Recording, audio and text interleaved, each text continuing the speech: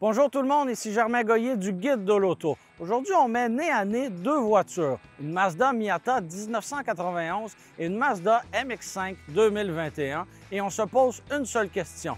30 ans plus tard, que reste-t-il de l'original? 30 ans plus tard, la vocation de la Mazda Miata devenue MX-5 est la même, c'est-à-dire d'être un petit roadster décapotable à deux places avec un petit moteur 4 cylindres qui envoie tout aux roues arrière et qui mise essentiellement sur une chose, le plaisir de conduire. En 1991, le moteur de la Mazda Miata aurait difficilement pu être plus petit. On retrouve un moteur à 4 cylindres de 1,6 litres qui ne développe que 116 chevaux. Sur le capot de la 2021, on retrouve un petit moteur dans les standards actuels, un 4 cylindres, toujours atmosphérique, de 2 litres, qui développe cette fois 181 chevaux. Dès 1991, la Miata était dotée d'un toit qu'on pouvait monter et descendre avec une facilité absolument désarmante. Bien que la Miata qu'on a avec nous aujourd'hui soit équipée d'un toit en tissu amovible manuellement, on pouvait également commander en option un toit rigide en composite. La MX-5 de 4e génération est dotée de série d'un toit souple rabattable manuellement, avec une seule fermeture comparativement à celle-ci, qui en compte deux. Une version RF est offerte depuis quelques années déjà. On la reconnaît facilement par son allure de type Targa, et c'est ce qu'on a avec nous aujourd'hui. Elle est munie d'un toit qu'on peut rabattre électriquement. L'un des éléments distinctifs de la Mazda Miata de première génération, c'était ses lumières de type pop-up. Malheureusement, dès la deuxième génération, elle les a perdues pour ne jamais les retrouver par la suite, et ça nous fait beaucoup de peine. Dès les premières années, la Miata pouvait être dotée de commodités comme le radio, la climatisation et même les haut-parleurs dans les appuis-têtes. Évidemment, on retrouve tous ces accessoires dans le modèle 2021, et à ça s'ajoute un écran d'infodivertissement et des sièges chauffants, par exemple. La Miata et celles qui lui ont succédé n'ont jamais été très puissantes. Pourtant, le plaisir de conduire a toujours été au rendez-vous, et ça passe notamment par la transmission manuelle. Évidemment, une boîte automatique est aussi offerte, même si personnellement, je ne la conseillerais à personne. Dans le cas de la 91, on a 5 rapports.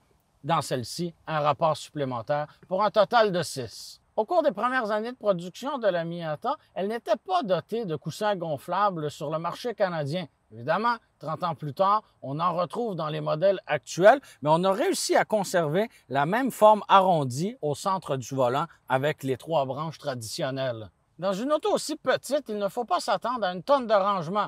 C'était le cas il y a 30 ans et ça l'est toujours aujourd'hui. Avec le temps, elle a gagné un petit espace de rangement entre les deux sièges, qui est en quelque sorte un coffre à gants, et elle a aussi gagné 2 porte-gobelets. À l'arrière, la Miata a pas mal changé au fil des ans. En revanche, on retrouve toujours l'antenne sur le dessus de l'aile du côté passager. Quant au feu, on remarque que la partie centrale demeure arrondie, en rappel à la première génération. Assez parlé, c'est maintenant le moment de les amener sur la route. La première chose qu'on remarque dans la Miata de 4e génération, c'est le démarrage.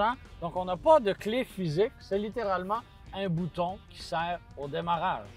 Il y a un élément qui est demeuré au fil de toutes les générations de la MX-5, c'est-à-dire le plaisir de conduire, mais un plaisir de conduire qu'on ressent même à basse vitesse. Donc, pas besoin de rouler plus vite que les limites permises par la loi pour avoir du plaisir. On est tellement assis bas, c'est une voiture extrêmement maniable. C'est ce qui fait qu'on a du plaisir, même en respectant les limites de vitesse. Et ça n'arrive pas avec toutes les voitures, croyez-moi.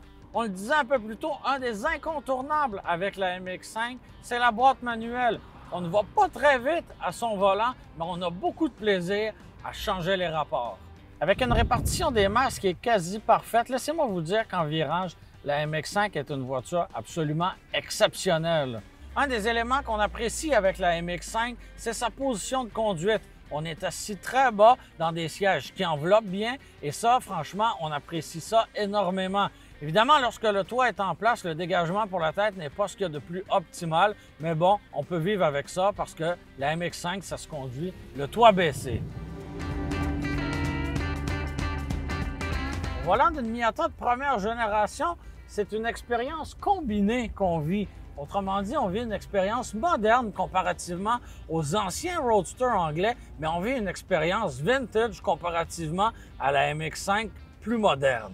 La 91 est une voiture bien plus petite, plus légère, moins puissante, bien j'oserais dire plus maniable.